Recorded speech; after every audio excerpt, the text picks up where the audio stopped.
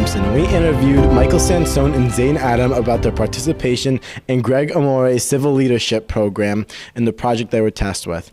Representative Megan Cotter was invited to our school Monday, April 6th to come take questions and show the students selected a little bit about how the political system works and how they can control the government they live in. Let's hear a little bit more from Zane and Michael. We're here today with Zane Adam and Michael Sansone. And now, Michael, can you just tell me a little bit about the civics program that you and Zane are in? Yeah, so the program that we've been doing this year is called the Rhode Island Civic Leadership Program. It's hosted by the Secretary of State, Greg Amore. Students from almost every public and a lot of private high school in the state of Rhode Island are nominated by a certain teacher liaison to participate in the year-long program, in which we participate in many different things. We meet at the State House, and throughout this program, we all have to complete a civic action program, which is what a civic action project, which is what this is about today, our civic action project. Now, you guys invited Megan Cotter to come in, and I believe she's the representative. Zane, can you give more information about Megan Cotter? So Megan Cotter is the state representative for the 39th District of Rhode Island. That includes Exeter, Richmond, and I believe one polling area in Hopkinton.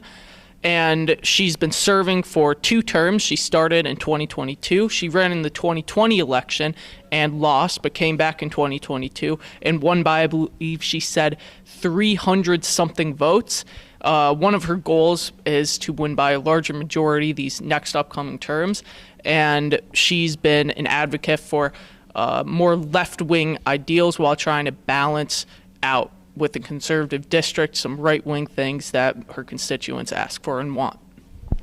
So now, Michael, can you tell me a little bit what the purpose of having Megan Cotter come in was? Yeah, so that ties right back into the Civic Action Project that I already explained. So we see a big problem. Many kids have no idea how they're represented, how they can get involved in their community, how they can affect change. So what we wanted to do is give these children a chance to hear an interview, hear a presentation from someone who represents them, and also give them an opportunity to ask some of their own genuine questions and things they might wonder about how they can get involved in their community, how they can be a leader, and how they can affect change. Now, Zane, can you give me a little bit of information on why you guys chose specifically just students from the APUSH class, AP Gov, and I believe it was current events? So the actual event was open to anyone who was interested, but we tried to target those classes specifically because they have and are pretty strongly connected with government. Especially with those classes. APUSH is a great example.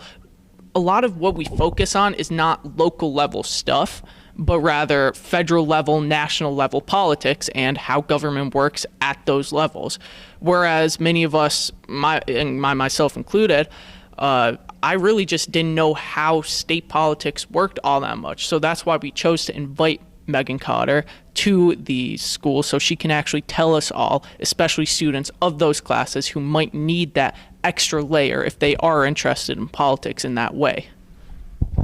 And Michael, was there any specific issues or events or topics that you wanted Megan Cotter to cover, or were you just looking for more of a broad goal for her coming in? So there definitely were a lot of specific issues or topics, and specifically when we opened it up to audience questions. Obviously, people wonder about specific things, but on our end, it was definitely more of a broader goal and a broader thing that we wanted to do, as opposed to asking her like a campaign interview, 60-second rapid fire response. What's your position on this? We were more having a presentation and interview about how children and students can get involved themselves and generally how the state government functions, how local politics works.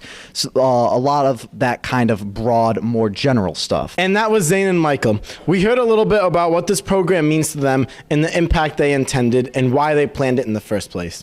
I am Brendan Thompson reporting for the EWG Mercury, and I'll see you next time.